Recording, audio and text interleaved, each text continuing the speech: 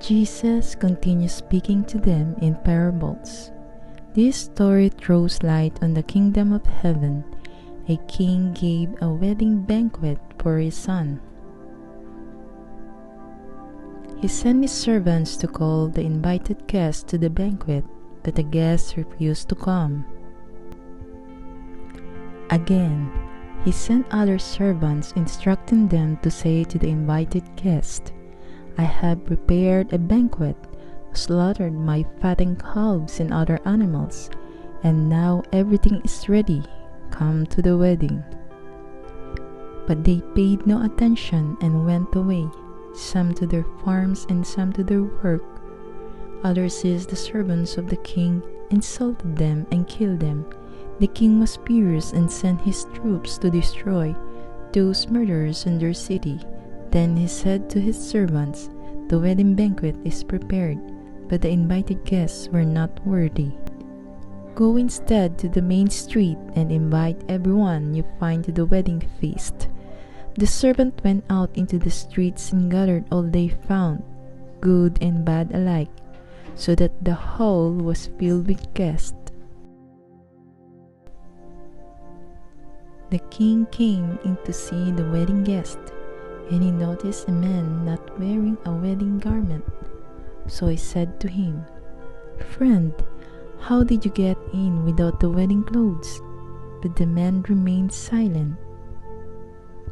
So the king said to his servants, "Bind his hands and feet and throw him into outer darkness, for there is weeping and gnashing of teeth.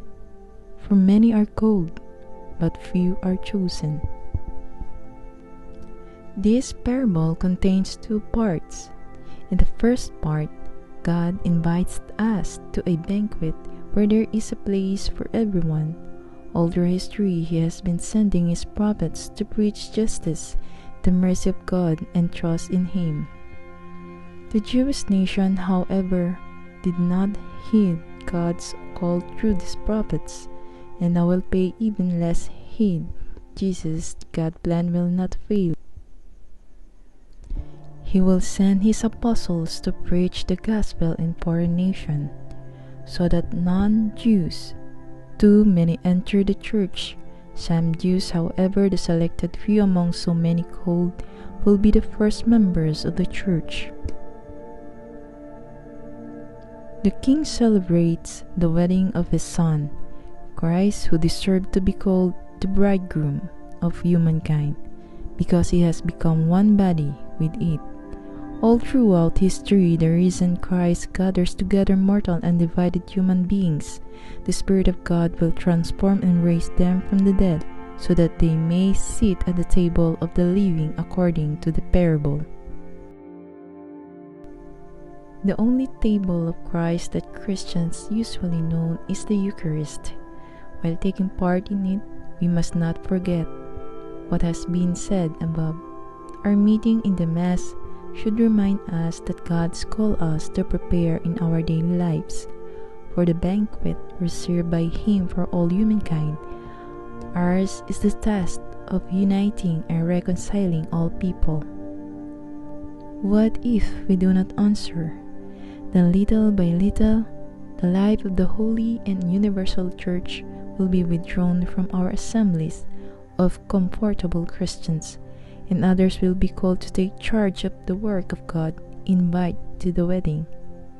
The second part of the parables points this out. You, Christians, who are already inside the church, do you wear the new garment, a life of justice, honesty, and trustworthiness? Let us not believe that the surprise guest, who was not properly dressed for the occasion, was some kind of poor person. No, for it was the customary during those times to supply all guests with the robe they should wear at the banquet. This one could have put on the robe, but did not, so he had nothing to answer. God's invitation to the wedding banquet of the Lamb is far more precious than other invitations. We are invited to dwell with God forever on His holy mountain. Responding to His invitation is not easy. It requires preparing our hearts through conversion, penance, and acts of loving service. Brothers and sisters, thank you for watching. Please like, share, and subscribe in my YouTube channel. God bless us all.